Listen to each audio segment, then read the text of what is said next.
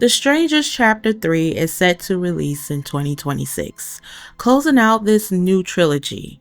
A trilogy, I'll be honest, that never should have happened in the first place. When the announcement was made, I wasn't excited, I wasn't curious, I was disappointed. And I had one simple question: who is the target audience here? According to the producer, Mark Canton, this trilogy is meant to introduce new audience to the world of The Strangers. Producer Courtney Solomon has said the intent was to tell a bigger story and expand that world, even describing all three films as a character study. And that's where my problem begins. Because a character study isn't just watching people run, scream, and make reckless decisions. A true character study explores depth, motivation, internal conflict, emotional evolution, and psychological unraveling. It gives the audience insight into who a character is, not just how they react to danger. And that is exactly what these last two films, The Strangers Chapter 1 and The Strangers Chapter 2, failed to deliver.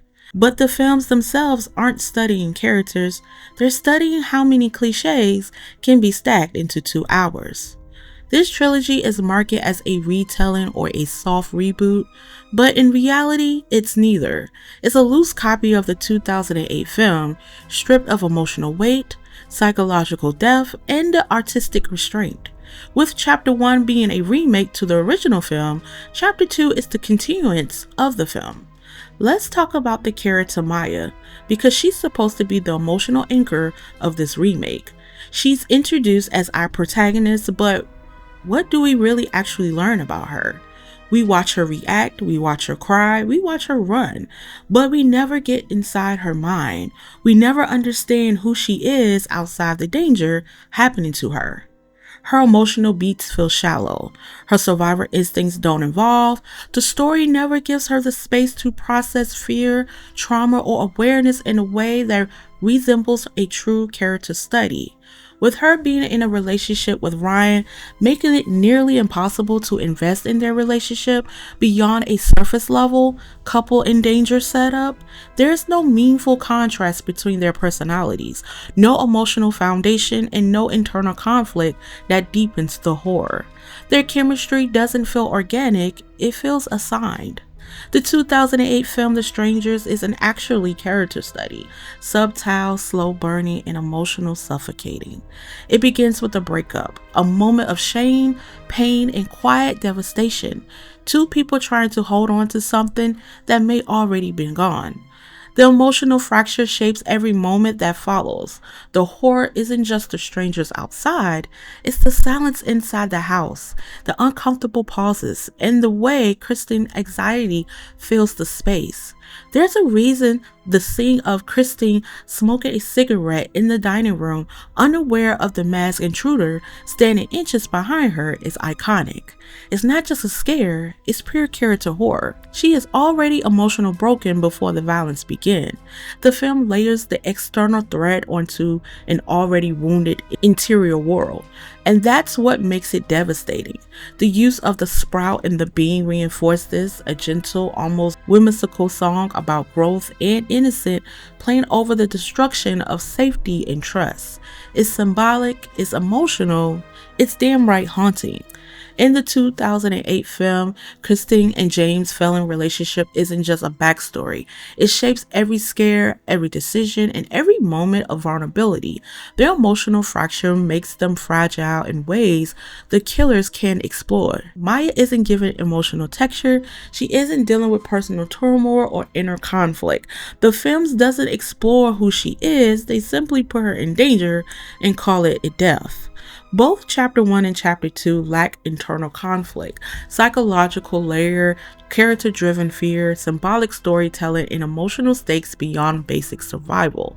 Even the town, which appears creepy and cult-like, there is no backstory, no thematic purpose, and no world building that enhance Maya's journey. The film gestures at something deeper, but never commits. That's why these new entries don't function as a character studies. They function as extended chase scenes. The 2008 film used silence, camera patient, color, music, and performance study. Christine's unraveling. The new films rely on jump scares, quick cuts, and copy stage from the original, without the emotional core that made those moments iconic. Chapter 1 is essentially a remake, using the same setup, the same beats, and almost the same kills. If Chapter 1 felt thin, Chapter 2 is even worse. The producers claim each entry will peel back another layer of Maya, revealing who she is, what she fears, and how trauma transfers her. But Chapter 2 doesn't deepen her character, it fragments her. Instead of evolution, we get repetition. Instead of growth, we get more running. Instead of clarity, we get more chaos. Chapter 2 should have been the turning point, the film where Maya confronts of the killers, processing her trauma, or gains self-awareness. Instead, she reacts to the same town, a few new faces, bad CGI, and the same 3 mass killers. Every opportunity for interception is replaced with noise, louder kills, fast pacing, and the illusion of escalation without emotional consequences. The strangers themselves feel less menace in Chapter 2. In the 2008 film, their terror becomes from emotional detachment, the cold decision to ruin someone's life because you are home. That simplicity creates external dread. In Chapter 2, the killers behave like slasher mascots. They appear and disappear without rhythm or strategy, serving only to extend runtime. A character study requires change, even subtle change in the mindset, emotion, or self-awareness. Maya's trauma should shape her behavior and decisions, but Chapter 1 and Chapter 2 treats trauma like a prop instead of a psychological force. The irony that Chapter 2 tries to raise the stakes by expanding the world, and in doing so, it loses the intimacy that made the original terrifying. Horror is personal, fear is personal. The wider the scope becomes, the smaller Maya feels. That is the opposite of a character study. The pacing make it worse. The film never allows Maya or the audience to breathe. The original linger, it trusted silence. Chapter 2 doesn't stillness, filling every moment with noise and movement, resulting in a surface level tension without emotional depth. Chapter 1 and Chapter 2 claims to study Maya, but it erased her. Christine felt more human in 10 minutes of the 2008 film than Maya feels across 2 entire movies. And once you see the difference, it becomes clear why the trilogy claim of being a character study feels dishonest.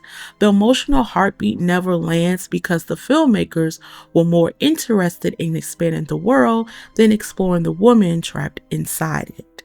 I'm welcome to the dark side. Thank you so much for watching, and then until then, see you later.